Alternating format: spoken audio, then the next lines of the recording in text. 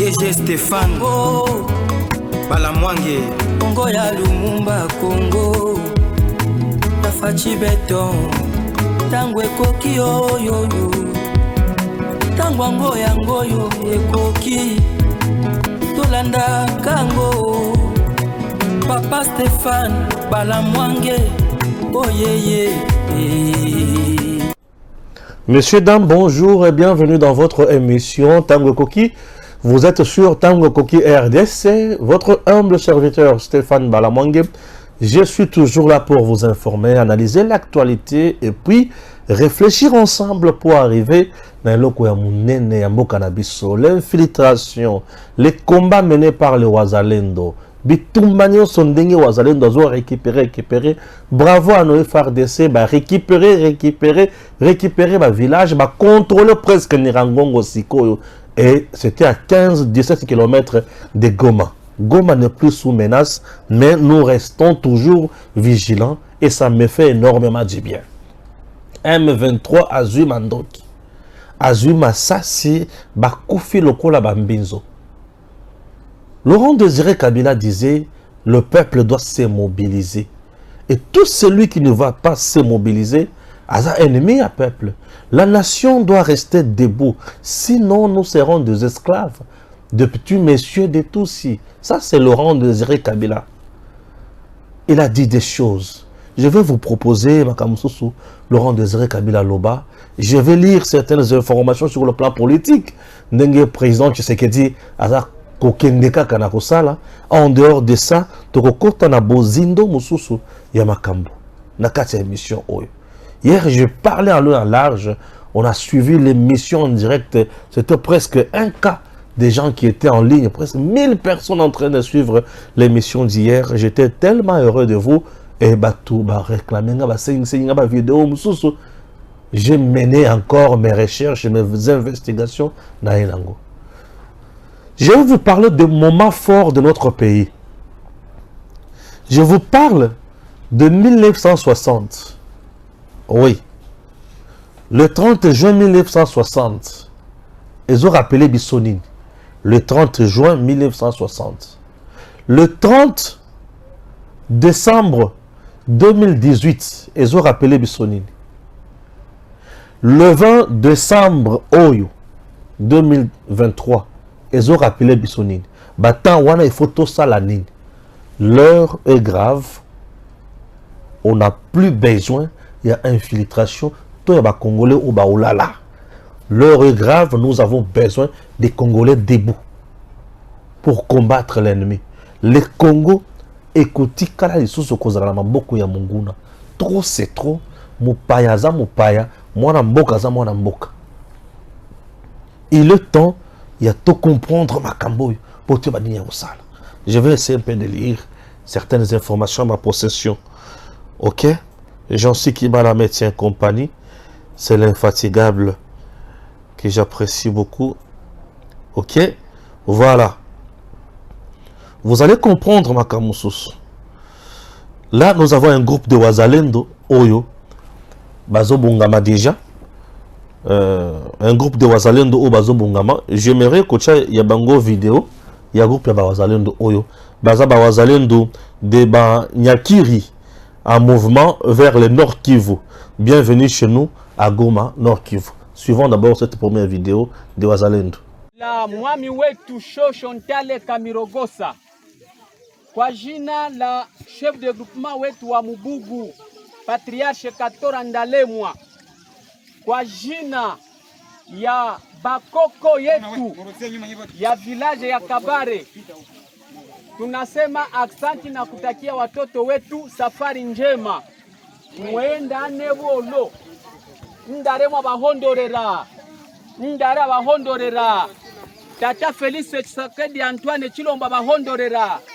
Mwako mwaenda bana banyi Kiswahili ya kwanza iwe inatenda kazi. Mwende na amani ya Kristo.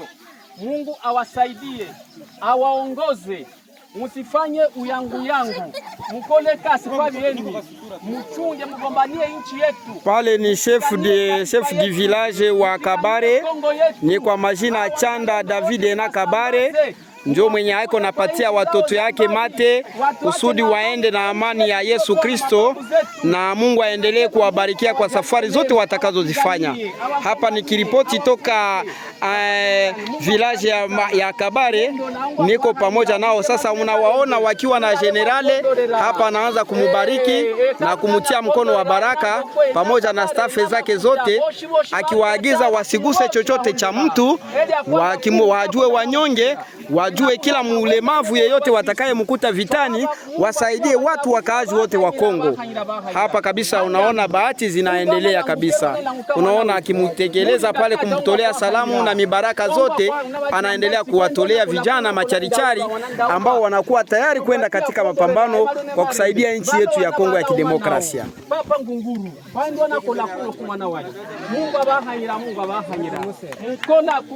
Population yote kabisa iko nyuma yao ikifanya kazi kabisa sawasawa na jinsi neema ya Mungu inaendelea kuwajalia.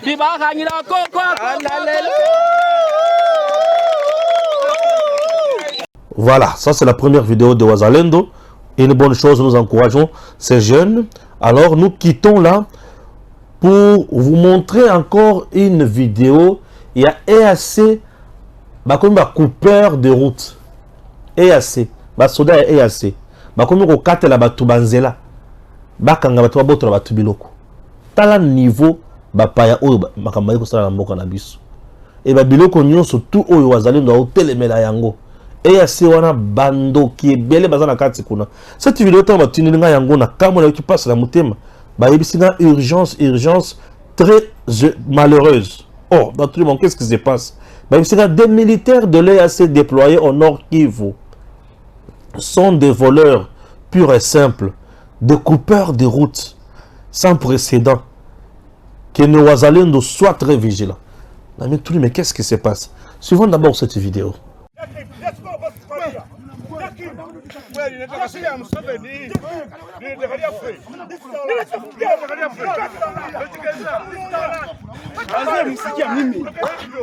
Bagamba group mujana chibiriti moja pichi zino magala kamanyiro wano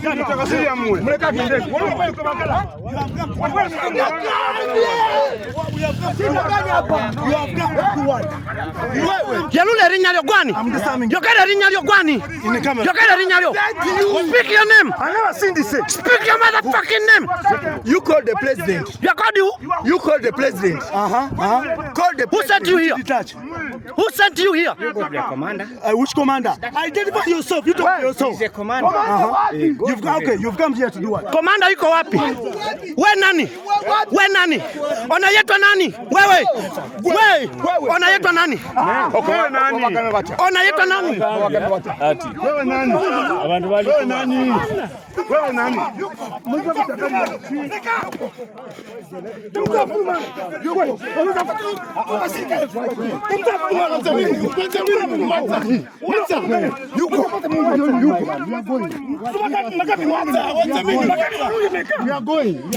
Ego gundi go ina kamanyiro gwe. Oyo gundi oya ina kamanyiro. Go ina kamanyiro gwe. Nakulabye you have a kamanyiro gwe. This is my gun. No. Mujana chibiriti area. Leta chibiriti tocha pichi zino.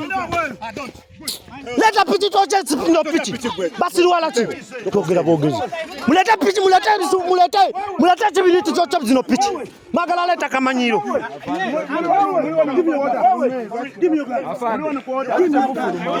Who sent you? Ku order chani abaise. Ku order chi. Ani abalese. Leta pichi zabwe. Leta pichi zabwe. Direte area. Area direte la direte.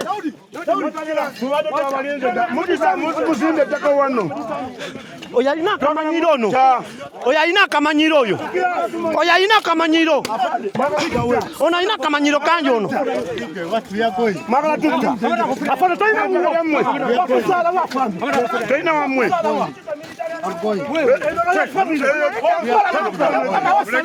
Muleta pichi zabwe.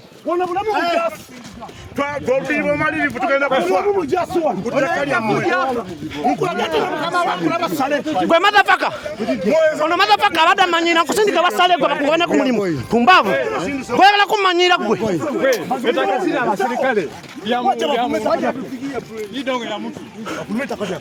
Roger, jamaa sasa muchemba. Dije namu.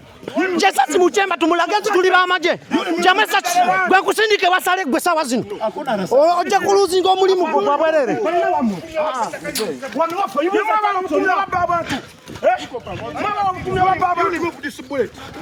Jamaa sasa muchemba. Jamaa sasa muchemba. Je sasa muchemba.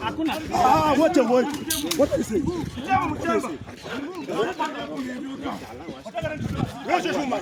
But why did you come? Why did you come? Who sent you here? Why did you come in the first? Who sent you here? It's a family matter. It's a family matter. You cannot scare us anymore. The Jemu, yes. Talilimu muchemba. Talilimu muchemba. Eyoli libadde muchemba na eri talilimu. Ono talina sasi muchemba. Oli yabadde net oyo yabadde n'olugezigezi. Ono adatadde sasi muchemba na yagwe. Igwe. Owonye.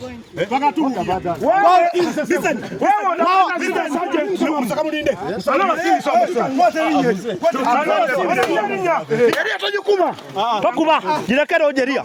Eria jireke. Zitwale eri. Muzitwale eri. Mutulumbe kutakalia fe. Eria. Soko jireke. Muzitwale eri. Eria. Baje wano.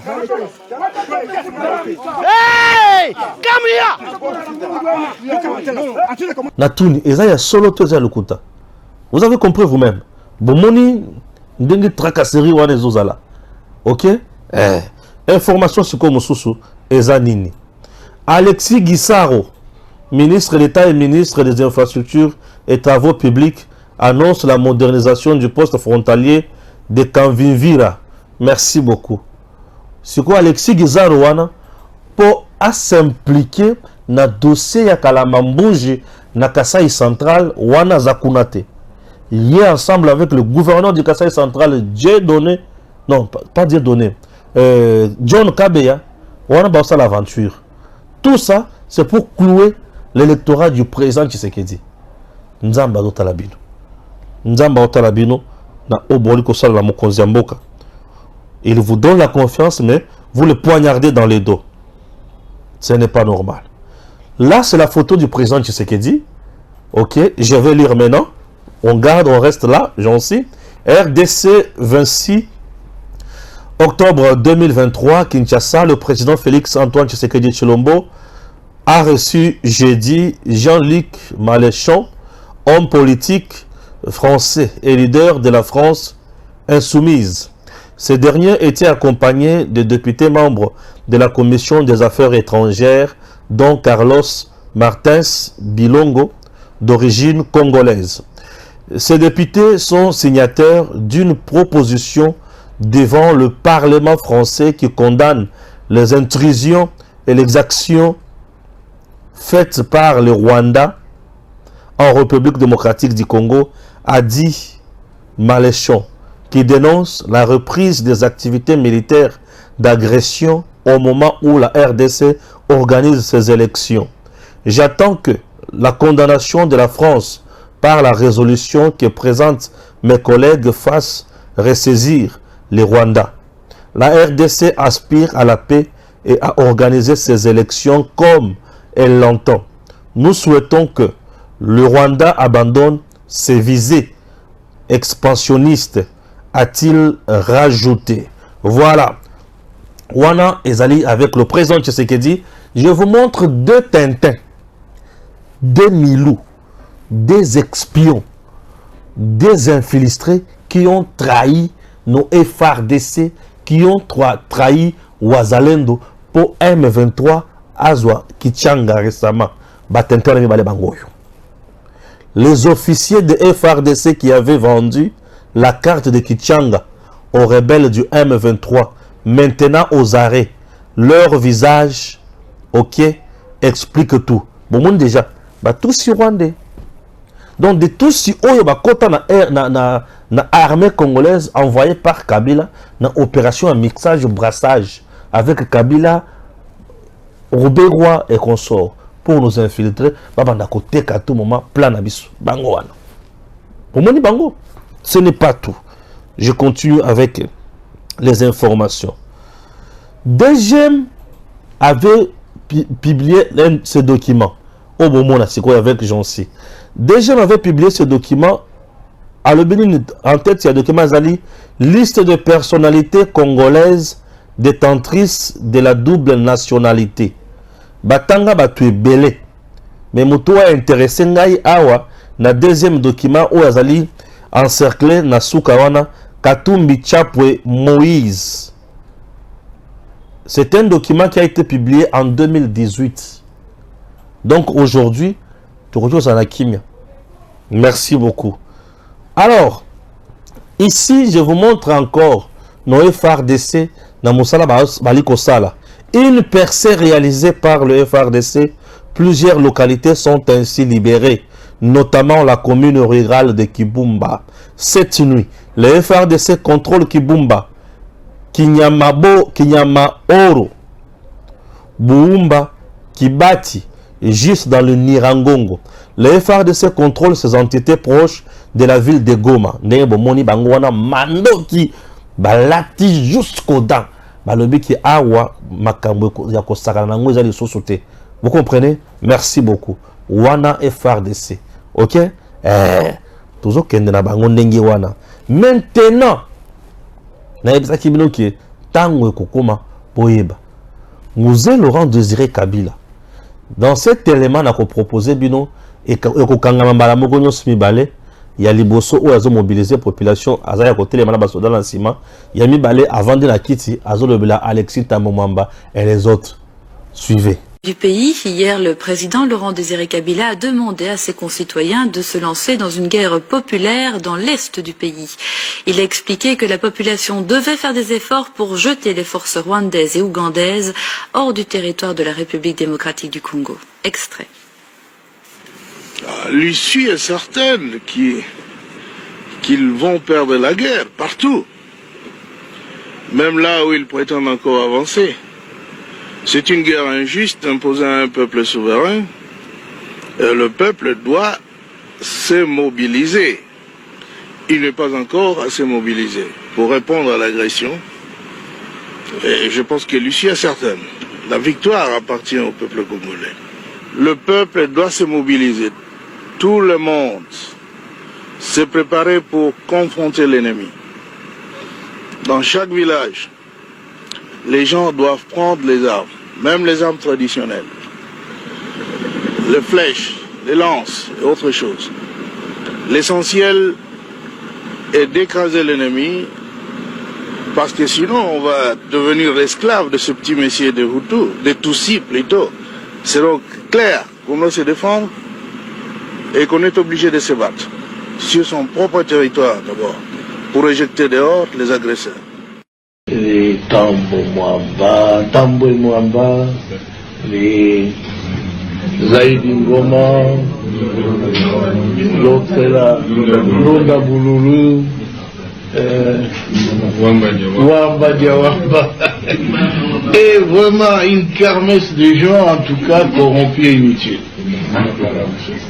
Pardon, le Bizimakara, qui était mon ministre des Affaires étrangères, que j'ai... Merci beaucoup, Jean-Si Kibala. Mzee Laurent Désiré Kabila.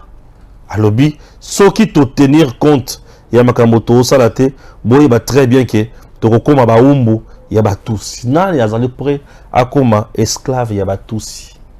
Yo Tonga. Ponga na après ya koma esclave yaba tous cité.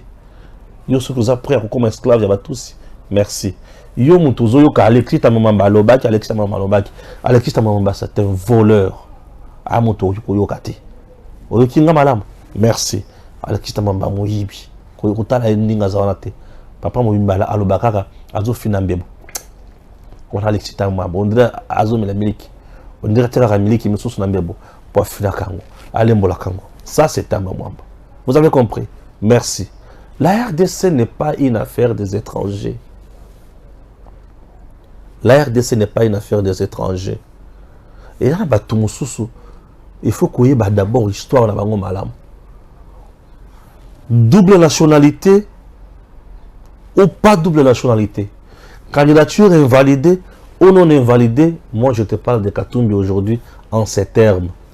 Moïse Katumbi leur a commis gouverneur. Makambo Ebele Bima. Mais avant Makambo, soit dans expliquer le Komoko. Moïse Katumbi za mutu oyo. Tango mukolo soto vandi, Mzee Laurent Désiré Kabila vandi. Baebisi président minéré à Jekamine oyo le kanakati ya Zambie bakangi yango. Gouvernement zambien alobi tozana nyongo na bango. Mzee alobi ngai Mzee Laurent Désiré Kabila nazana nyongo ya nani? Balobi non. Tozana nyongo na bango. Mzee alobi ok totinda kasi bato bakende batala nyongo tozana ngo na Zambie eza nyongo nini? Mzee ake na Zambie atindi nani atindi Katumba Mwake les autres bakomi na Zambie bavandi gouvernement zambien aye alobi monsieur Katumba Mwake les autres bonjour vous avez la dette d'un Zambien yango tokangi minéré na bino a Jekamine il faut futa mbongo wana bu futa dette na ye ya mo minéré bim la Zambie et le Grand Katanga à l'époque et Zamboka Mokot Zambie yangoyo province na biso Katanga yangoyo avant de membrement territorial Zambie na RDC bakabwani na Kasumbali sawana frontières za kawana maite na kota na Zambie na bimi na yepa na biso sans problème. Chers compatriotes, Mouza lobby, Zambia balobi, gouvernement zambien lobby, mais tokangi minéré, tout ça nyongo ya nani. Non, vous avez la dette d'un sujet zambien. Le sujet zambien, vous tout ça nyongo na ye, akangi minéré ya Jekamine yango tokangi minéré ya Jekamine. Donc gouvernement zambien akangi minéré ya Congo pour Congo azana nyongo na sujet zambien, ya sujet zambien. OK. Alors où est-ce qu'on peut voir moto oyo asali bokanga minéré na ngai pour asa zambien? Ba dit OK. Kota na salon, bakoti na salon, bakoti Moïse Katumbi. Oui. Bakoti Moïse Katumbi. Vous avez compris? Moïse Katumbi on a vendu na salon. Quand on m'a dit non, mais lui c'est Moïse Katumbi, c'est un Congolais. Non. C'est un Zambien. Bofuta mbongo na ye biso tokoki kondima te mwana na biso mbongo na ye bokanga yango asali bino musala mwana na bino oui Katumbi c'est un Zambien mwana na biso bozala nyongo na ye bakanga minéré ya Congo par un sujet zambien au nom de Moïse Katumbi abimi. Maintenant, je me demande, Katumbi, bakangi minéré à Congo, Zambie a telemi, a bloqué minéré na biso, a lobi, bofuta mbongo ya mwana na ngai, mwana na ye nani, Zambien. Azaki Zambien na ndenge nini, azaki mwana ya Zambie ndenge nini, sujet Zambien ndenge nini. Et depuis quand, à Longwa, kozala Zambien, a commis Congolais. Et Lelo, vous me dites Congolais, Cour constitutionnelle est invalidé. Invalidé était et bomba candidature. Et bomba candidature était bino peuple ne et singli beau jouer ce rôle. Beau voter mutuya mutindo wana. Boza batuto boza bandoki. Bolingi boza la esclave ya bazambien na ba burundais na batusi. To bolingi boza la vraiment ba congolais. Oyo nyonso alingi azala congolais apona zambien te. Mais oyo alingi azala congolais apona congolais de konaye congolais. L'infiltration est nyokoli Congo oyo makasi. Olingi ozala ya solo congolais. Mutu na temps moderne o vivre au kende liboso kopona zambien te, kopona juif te, kopona grec te.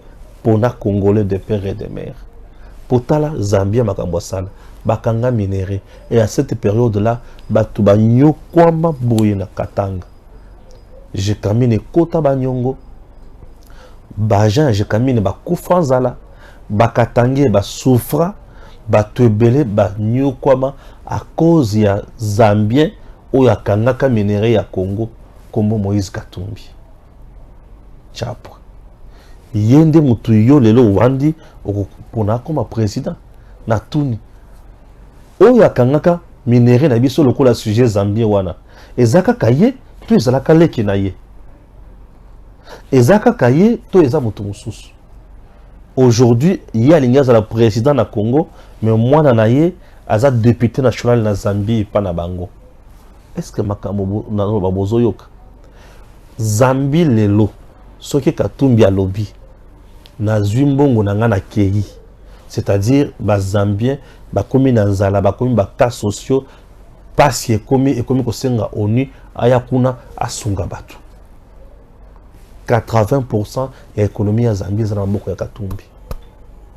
Et pour ce faire, pour asunga Zambie malam, yango asala par tous les moyens, zela kasumbale ça et tongama rapidement pour minérer kota na Zambie facilement. Et comme merci beaucoup. Ce n'est pas tout. Kaka Katumbi wana. Mobutu alingaki Katanga makasi. Katanga makasi wana alabino cuivre eza ebele la kati ya Katanga. Cuivre et leki ebele la Katanga. Il faut to tonga eloko moko na ba tol wana ezala en cuivre. Po elakisaka monene na bokasité ya province oyo. Bazu gouvernorat ya Katanga. Ezalaki na Lubumbashi. Batongi gouvernorat malam, batima wana. Batol ya gouvernorat batie yango en cuivre. Bazu cuivre vraiment batie yango comme tol. Donc ceux qui ont talé les ongala, les autres qui s'appellent qui a wande bisika basala ka cuivre. Vous avez compris? Katumbi akoba ka gouverneur te a comme gouverneur. A talé cuivre. Alors ah, oh le cuivre qui toko boy. Ba commission yango tol. Ngala pour salaire. À l'habité, il faut réflexionner gouvernorat. Il faut réflexionner en gros. Oui, il faut réflexionner. On a la poste et ils ont beauté mon sous. L'herbe à l'ongoli tol nyon sur ya cuivre. Bas travailler comme bateau la pembe. Tol nyon sur ya cuivre ça nini a teki. Wana Katumbi. Akwanga na makamona oloba. Wana Katumbi. A teki tol nyonso biloko basale pa ya Mobutu pour na beauté ya province yo zu yango o teki a teki eke yo ozuye oponi ya komi président là nazo benga na conscience ya peuple congolais ozus comme tu as mutu na commission président yeba ki ba or ba diamant biloko nyonso ba lengo d'or nyonso ezala ba banque wana a côté kango le même jour. Ya linga kaza la mbongo ebele akabela kabino na balabala. Ya linga batu baza na ba droit te. Po ya linga koza na devoir te. Ya linga ka kabela batu. Ba mona ye yende. C'est ça. Alingi lukumu pe oyo ko salama seki akufi. Vous comprenez? Merci. Batole ki. Cuivre. Il est toujours gouverneur. À Betty Tour un jour, et pas à un monsieur qui est katangé, à bana côté comme ça la brique. À côté à comme un chantier wana. Non, monsieur le gouverneur a écouté langa. Oui. Atelier. Ah, c'est bon. Quand même, on a aidé province. Voilà, on a fabriqué ma brique. Très bien. Les ateliers tia silis. 4 jours après, à un qui Katumbi a commis comme ça la brique. Même qualité. Même taille, même dimension. N'a pris assez. Bato bakime mutuana, baké pa Katumbi. A petit si batu. Bakata bakonité, bakata banzete te. Ok. Mais ye ayokani na ba chinois. Baké babani okata banzete, ba sala makala. azokende koteka na Chine. Alobi azaki gouverneur. Tango azaki gouverneur azalaki na mashamba te. Mais abandaki koteka kaka masango pamba. Mais awa akobi na mashamba. Masango nyonso oyo ebimaka na Lubumbashi wana eteka makana Lubumbashi te ekendaka Zambie. Il n'est pas le vôtre. Je ne peux pas accepter Congo au nom du patriotisme aux zala na kati nanga ezala dirigé par Mutuloko la Katumbi. Eza liwa eza ko boma mboka. Yango na ebisibi no cour constitutionnel a validé la candidature ya Katumbi. Moi je ne suis pas là. Moi je vous parle de la personne. Et il faut boyeba mutuana azanani si masiko yo bino boyeba kosala choix ye Katumbi ye wana siko asa au juste nani dans cette vidéo moko boya sangisa et c'est tout le monde qui témoigne oyo ye aza to yo kana vidéo ya sangisa oyo. Mais mon père a eu ce courage là et il était en même temps juif. Il a fait quand même beaucoup d'argent dans le poisson comme tous les Grecs qui sont venus à l'époque, tous les juifs qui sont venus. Moïse, son papa est juif d'origine grecque. Et votre mère? La mère de Katumbi, c'est une Bemba de la Zambie. Maintenant, Katebe Katoto, c'est notre compatriote, dans la mesure où sa mère à lui est Bemba de la RDC. Votre demi-frère nous a révélé, et vos collaborateurs confirment. Sa maman est zambienne. Vous ne pouvez plus mentir là-dessus. Et votre épouse alors? Et il va épouser une femme qui est Tutsi, rwandaise, burundaise. Lui-même, il a épousé une burundaise. Qui congolais en Moïse Katumbi. Que devons retenir?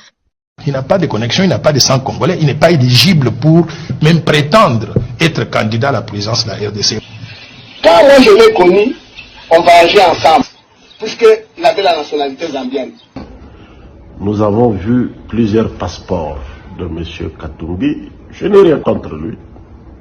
Mais nous avons vu plusieurs passeports de ce monsieur, tantôt zambien, tantôt juif, tantôt italien. Que dit la Constitution sur la nationalité congolaise? Parce qu'elle est exclusive. Elle n'accepte pas de concurrence. Katumbi est un étranger, étant donné que ses deux parents sont des étrangers. Moi, j'ai toujours dit, si je devais prendre un jour ma retraite, c'est venir vivre au Maroc. Qui congolais en Moïse Katumbi. Vidéo ya sangisa ezangaite. Et vous allez me dire que tous ces gens bazana tort, bana vérité sur yete. Mais kakaye moko ndaza la vérité. La preuve na makambo nyonso bato bakala ye oyo atikala ko répliquer te. Pour esa vérité et ba vidéo yango moko ezo funda. En quoi il est congolais? Yo congolais mutozo la nanga. Jouer rôle là yo ngai na sali musala langa yanga musala kutu ezana ba risque belé bakolandisa na ba poison bakolandisa na makambo belé ndenge bazawana bana kimia te mikolo ba lukisanga mabe ba metuna mais qu'est-ce qui se passe kajombo akufa nini makambo na loba oyo mengala kajombo te nga makileza bololo ameki nanga lui-même le même jour akufa. Ah oui,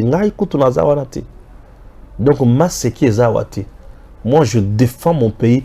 Mboka ya bakoko nangai. Ngai na koyi kotika Congo te na maboko ya juif zambien te. Congo il faut être dirigé par un Congolais. Moi je ne me bats pas pour postuler. Non, moi je ne postule pas. Moi dis-moi j'ai l'information o ba Congolais mususu baza nango te. Na kotika bandeko nanga ba kufa te. Papa mama. Tango ekoki. Komeka kobungisa RDC. Yo mutu ya ba sentiment epola. Po ba kabela ki 1000 francs, 2000 francs, oké ko voter bi vote. Le kolon zalala yo bato musu ba ko kota na passe. L'infiltration et ses conséquences. Na bandela wana. Infiltration na conséquence nango. Mutu oyo aza infiltré eza déjà oyo aza ondeko na noté. Un infiltré ya liboso aza déjà ndeko na binoté. Un infiltré azana makanisi ya ko servir bato batindi et non bino bato akuti. Infiltré ayaka ko sunga bato te. infiltré ayaka kosalisa baninga te. Infiltré ayaka po a détruire bato. Infiltré ayaka po a détruire bato. Tina owa piso ki otali malamu na mboka na biso. Infiltré oyo ba détruire biso baza bandani. Infiltré liboso oyo détruire biso. Mais ça Kabila. Joseph, il nous a détruits sur tous les plans. Ok? Infiltration na ye. Congo a na armée à malongate. Congo a na administration à malongate. Congo a na police à malongate.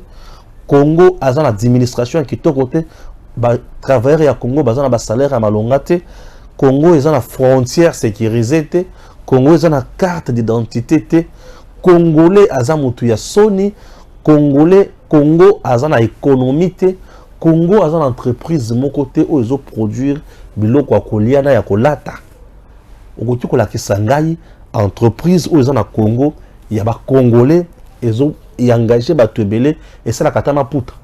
Et ça la ba chemise et tongaka ba veste ezate. Mais ba tisinyo sozo mona oyo. Matière o ba sa la ba tisio wana ezaka na Congo Équateur. Ba tisinyo sozo mona oyo. Matière o ba sa la Congo Équateur. Dans le bien Équateur. Kisangani. Je vous dis, Équateur Kisangani. Pour Kisangani Équateur, tout le monde bazaka na fleuve. Bazaka na kolo fleuve. Équateur Kisangani. Batisi nyonso ya bilamba awa. Mais le Congo n'a aucune entreprise ya kosala bilamba. Ya tisi ezate. Ezate. Tout sombaka à l'étranger, Congo et ça n'a maille partout. Le Congo n'a aucune entreprise à pêche. Kabila a des entreprises dans Namibie. Le gouvernement qui est pour assommer Bambisi, Kabila bloqué. Président RDC, 18 ans. Congo est pessier nyonso. Na moi, c'est dans nyonso. Le pessier nyonso, na beauté. Mais, il y a boumé Congo na nyonso. Ça, ce sont les conséquences. Il y a infiltration. Un infiltré ne vient jamais construire. Il vient piller, exécuter la mission où il va qui est place one. Parce que la mission, il y a bien infiltré, nyonso oyo. Baza la candidat de l'étranger. Et tout candidat de l'étranger, il vient avec une mission précise. Nous maintenir dans la souffrance, dans la pauvreté, dans la faiblesse. Un peuple faible, un peuple qui cherche à manger, ne peut pas chercher le développement. Moutou azala kananzala jamais à raisonner comment la faut tonganda quoi bien. T. Moutou azala malade ne peut pas raisonner comment la faut tonga barouti ya kitoko. Non. Moutou ya malade raisonne lobiko. Moutou ya nzala raisonne libumu. Mais moutou ya si allié a bonne santé, il raisonne qu'est-ce que je peux faire pour développer ça. Alors, maintenir Congo Nanzala. Que plus loin, maintenir Congo na kozanga koyeba na kozanga kotanga. La plupart des jeunes Congolais batangité. Dans la vie, chaîne belé ya Congo batangité. Bane belé ya Congo batangité. Oui. De 5 ans à 20 ans, 25 ans. Et ça, jeune belé la Congo. Côté, de 25 tinasé et belé Broti. Bien sûr, bien sûr. Kabila vient au pouvoir, il trouve un jeune, moi à 10 ans, à Sali 18 ans, moi on a commis à 28 ans. Attendez, puisque Nathan sur Kabila, papa et moi wana, ah malheureux, a touché 75 000 francs. Moi na zo sala ba cop na ye, ya ngo bozomo na bazaba warrior, bazaba gaulois. Bazaba Wengemen, bazaba Kofeïd, bazaba distraction. Vous comprenez? Et la plupart des jeunes Congolais, bazaba mingi na musique, mingi na balle. Tala ba joueur na biso et belé batangité. La plupart des joueurs congolais et belé batangité. Balle o ba joueur congolais belé ba beta que ça classe T. Ya bala bala. Ya ba kolongulu. Ouais. Je vous dis, c'était moi 5 joueurs congolais. 2 basins à Barcelone, titulaire. 2 basins à Real, titulaire. Mais ce que vous allez bien, au monde, les Ghanéens, les Sénégalais, les Égyptiens, les Sud-Africains, au même niveau, tout ça, c'est parce que on a maintenu le peuple congolais dans la dimension. Tout peut ça y est, tout peut sa population, dirigeant Oyo, à maintenir Bango Bongo. Vous maintenez un peuple durant 20 ans ou 22 ans à la scolarité. Donc, Nabiso Batu Oyo, c'est comme 20 ans, beaucoup de 40 ans, 45 ans, 50 ans. Toujours raisonner comment on a gagné, comment on a relate, comment on a reçu Bakar. Yango moni ba Congolais belé, tant oiseau comme député national, député provincial, ministre, abandi kotanga. Pour atanga kité. Na ba oyo batanga ki wana, na biloko batanga ki babungisi yango. Pe kotanga to banda kotanga wana to tangi mabe. Okenda classe na nzala. Oza ata ya ko réviser notre malamuté. Prof azo poser ba question ya makasi nanko. Pour aza na poso ke no PCP mbongo pe alia. Tout est devenu achetable. On a tout détruit au Congo. Et un peuple va pimelier éducation, va pimelier recherche scientifique, un peuple va pimelier culture naïe valable, un peuple va pimelier moussala, va pimelier salaire. Congolais a commis moutoufois vivre dans ma tôle. Ah, viens nangai. Il y a les grands journalistes. Dans boulevard. Moto belanga les grands journalistes on a mis tout ni aye belinga wapi. Elongi pota basikato les grands journalistes molo belia peuple. Ya pire vient à biso, vient libérer biso. Nazo pesa moto 2000 francs, azo exiger l'habité, ya muke, ba kisa. Ah, mbongo ngo senyi nga ya mawa. Na opeso pe nga ya passe, ozo exiger les sous na bakis. Na bakisi tia so la pe kilo. Ba fola ronde. Ah, na pesi yo ya mawa. O fininga les sous. Lungwana di. Tala ne ba komisi congolais. Ba komisi congolais ningi wana. Et la plupart des dirigeants na biso ebele batangité baza wana avandi wana biloko zo ela na mutuza mususu yango omona bango baza kana ba boîte. Ils n'ont pas le temps de raisonner comment faire avancer les choses. Les souffrances sous un fachazonyo komanango. Comment Fachi va travailler? Il a quelle base? Base ya bato oya ko kovandela ezati. Akovandela na nani? Tant que vous raisonnez, on a besoin de tout on dit que Mondela Zolopa. Mais nous avons fait Yabiso. Bon, tout ça, c'est des choses bien préparées. Détruire le Congo. Connaissez-vous un savant congolais? Bien comme ça, c'est la cara. Vous avez un téléphone. Vous croyez que la Mboka Mindele, on a un téléphone, et ça, c'est bien comme savant. Et comme le bloc à maternelle. Bana maternelle. Bon, ça va TP la banque. Yo bala moko na chomba danger eloko bana maternelle ba TP ya bana primaire. Au comprendre te. Donc les Congo va maintenir yango ningi wana. O za musala ben infiltré ba ko sala la Congo. Net infiltré le la matata poni. C'est un infiltré. Vous comprenez? Un mercenaire. Aya beti biso 1000 écoles par an. Durant 4 ans au matata salé à la tête ya primature. Yebisanga tongi combien d'écoles? C'est supposé que ceux qui 1000 écoles par an, 4 ans, on devrait avoir combien d'écoles? 4000. Mais ça va. Vous voyez? On appelle ça gestion propagandiste. C'est le sibido. Mais en coulisses, c'est ça la coquille vide. Vous avez des gouverneurs. C'est là que Rwandais, babisa ngoza Rwanda bambongo kutu buti kuyibawa putina kanyana ba Rwanda et yana batu na Congo ba précisément kaka pona koyiba batina na bamboka na bango. Kabila était ici, il payait les militaires tanzaniens, il payait les Rwandais. Donc il a une mission précise au Congo pour faire ça. Et comment le Congo va se développer? Comment le Congo va évoluer? Combien de jeunes Congolais au Bazouaka bourse chaque année? Il y a l'État. Aujourd'hui, nous avons des jeunes au Bazo bénéficier bourse. Il y a l'État. Il y a Fondation Maman Denise Yakir. Puisque l'État n'a pas encore cette politique. Or, sous d'autres cieux, bana bakendaka bazozonga de la crème. Mais la classe politique ya Congo, vous avez Daniel Safou. Mais qu'on a finga Kofi. Azo kebisa Kofi. Il faudra comprendre que Diamba n'a maya biloko mibale. Daniel Safou azo finga Kofi.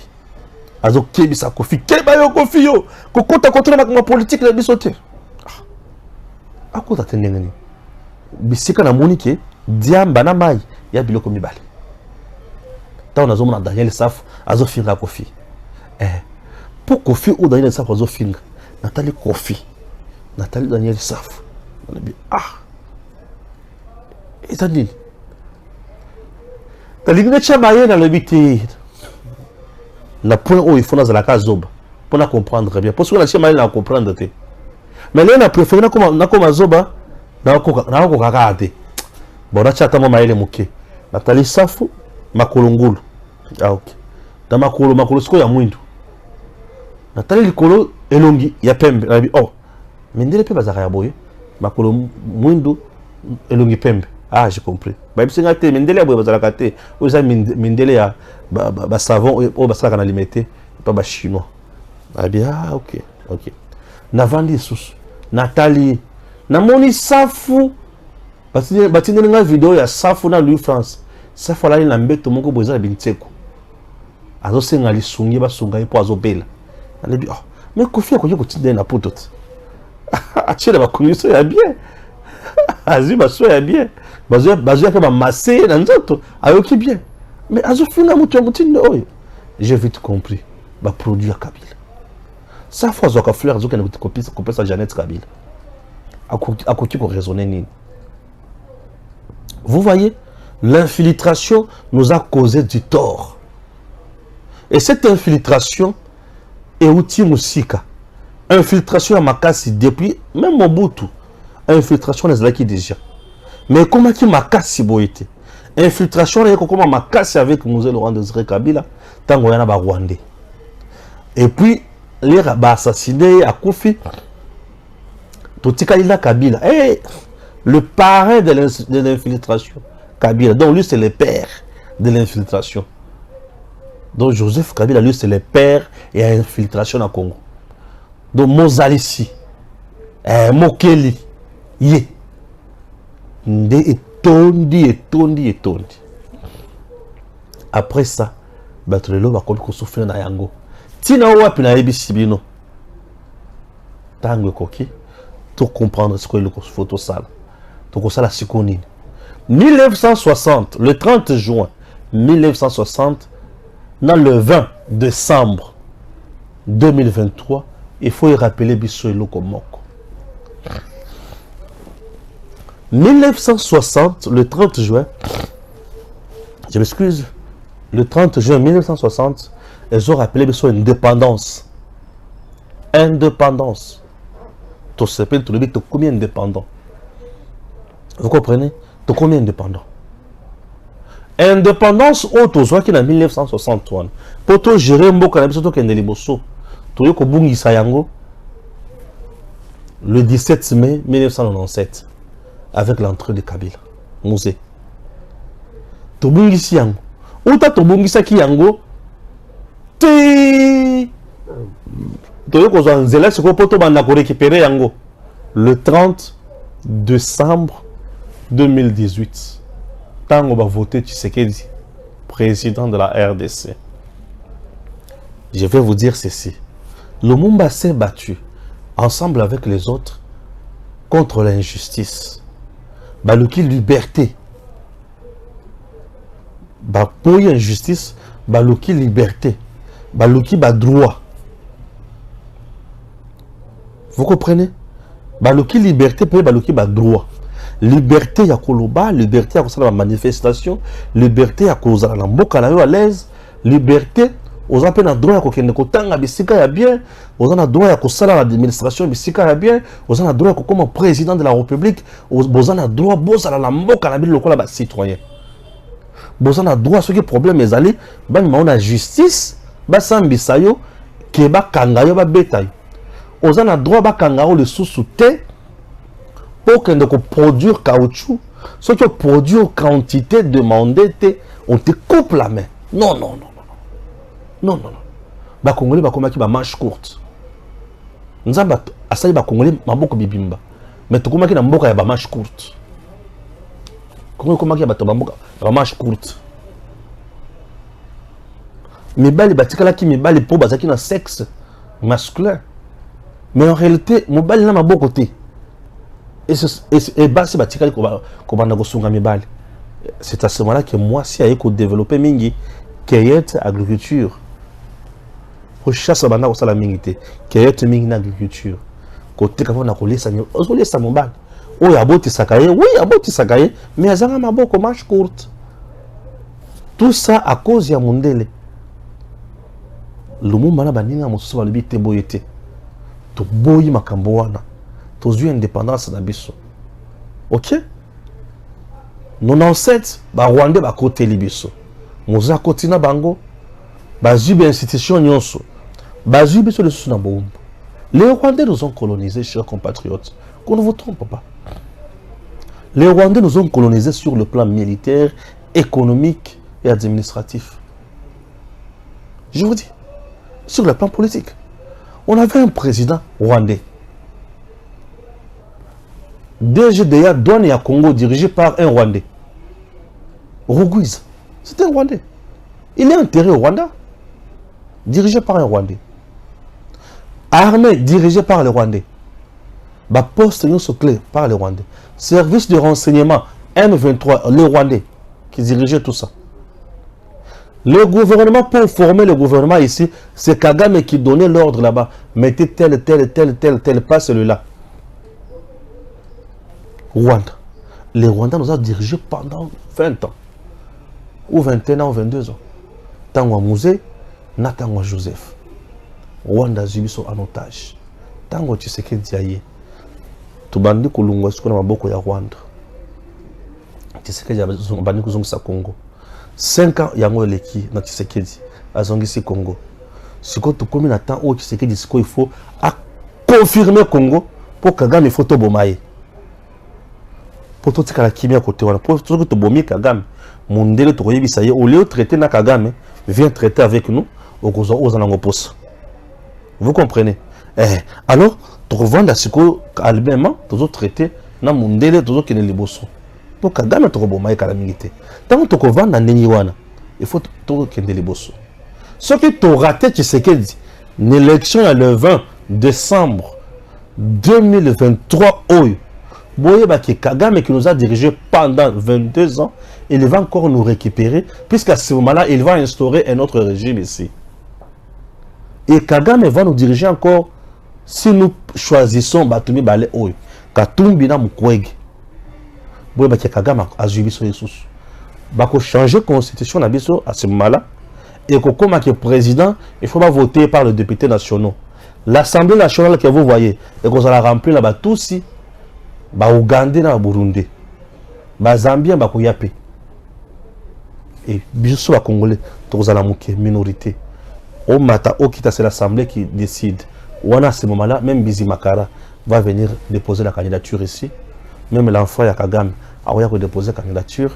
Kabila Kozonga Lisusu et puis tout tikale ba umbuli bela. Maintenant je vous demande, Mosé a demandé ici, vous voulez rester des esclaves ya batusi to batu oyo bazana mboka na bango lokola batu. Nga bala mwanga naza prêté. Madame Kokufa. Et na Kokufa c'est ça qui est la vérité. Il est temps mutu tout a tchango mutu. Tu peux ne pas aimer Tshisekedi. Mais devant l'intérêt il y a Congo, il y a Mboka na yo, il y a bande kono ba congolais. Ça la vote utile. Il ne faut jamais soutenir un étranger. Les infiltrés n'ont que mission ya copier, ya nuire. Et yabino. Aujourd'hui, vous avez Wazalendo. Wazalendo, ceux qui sont infiltrés, ba kosala msala wana te. Lokola baza ba congolais, yango moni ba sala makamba ba sala wana. Faut bazo bondela mabela bakoko na bango. Yozo bondela nini? Yozo sala musala nini? Yo ozo bondela nini, ozo sala musala nini? Parce qu'aujourd'hui, les Congolais mususu yazo bonda poazo mutuka. yazo bunda poza lupango yazo bunda pape sa mbongo kende poto et après tu iras en Europe yoko to bela ka pampamba malile kubeti yoko na pa fo kufi bana no batikali banani baumbu moi c'est na batikali nani moumbu baboti na yo. Il est temps de créer l'histoire. Chers compatriotes, écrivons une histoire noble. Mboka na biso soki tolingi ekota na pasi to pona bapaya. Soki tolingi mboka na biso ezala mboka ya bato baza ba responsable. To kende liboso na bakonzo to moni ke baza malamu pona biso. J'ai tout dit, j'espère que Dieu bénisse la RDC. Et à très bientôt. DG Stéphane Balamwange Congo ya Lumumba Congo Tafachi Beton Tango ekoki oyoyo Tango ango yango yo ekoki Tolanda kango Papa Stéphane Balamwange Oh yeah yeah